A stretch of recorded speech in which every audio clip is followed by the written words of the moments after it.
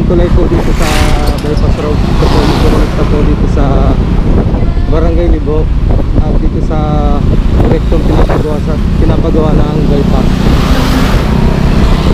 At ito naman po ngayon yung ating bisitahin.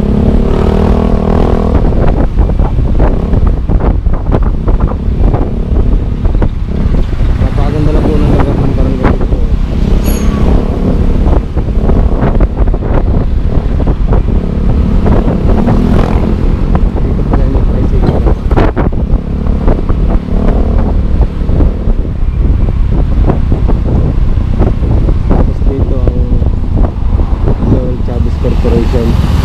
Kay Boss Joel.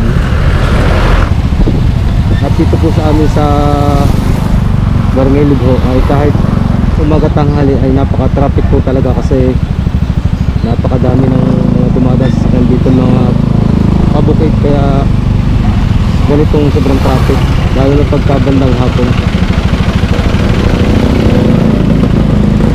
Lahat dito ang daan ng mga pabukid mga kabady.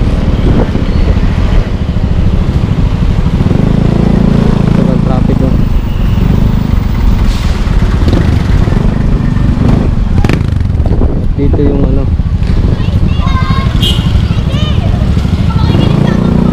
dito yung barangay outpost ng Barangay Libo. Patungkol pa ka na nito sa Sitio Calihon. Ito yung barangay outpost ng Libo.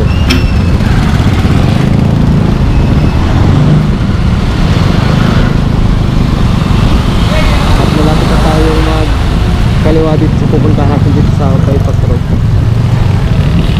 Nabasan pala ng mga estudyante ng tanghali.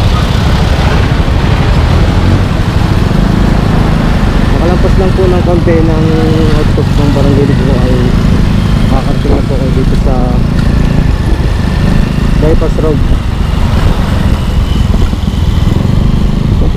Hindi na ko ng truck mo. Laki.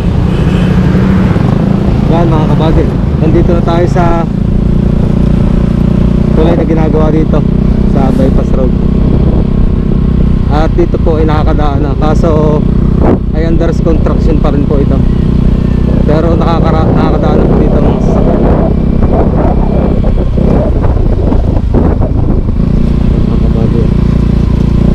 Napakaganda ng proyekto na ito kasi makakaiwas sa traffic pagka nangyari ito. Ito pala mga kabady, ano, yung barandal niya nga na ganito sa tabi, itong kanang bahagi hindi pa tapos. Tapos ang ganda ng ilog dito sa ibaba mga kabady. Ayan mga kabady, pag gusto nyo yung ilog, ang ganda ng ilog. At dito sa baba ay may naggagawa pa rin. Ang lalaki ng mga bakal mga kabady.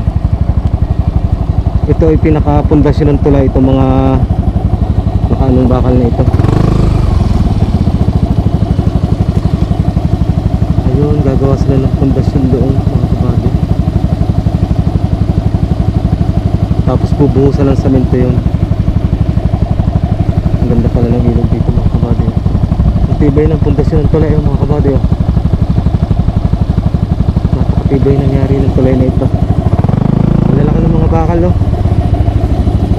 Lalaki ng mga bakal mga kabady.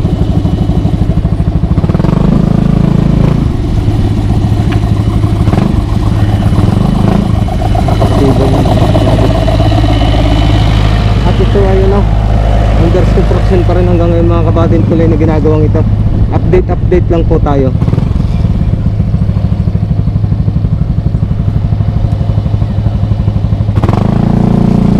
Dito tayo mga kabady. Pasyal dito sa kabilang side ng bypass road. At ito pong bypass na ito ay kumukonekta po hanggang dito sa Sorosoro ibaba ang labas na nito mga kabady. Kaya napakalaking bagay pagka ito ay nayaring bypass na ito. Bali itong part na ito mga kabady, ano, sa nilabasan nito ay Barangay Tangis.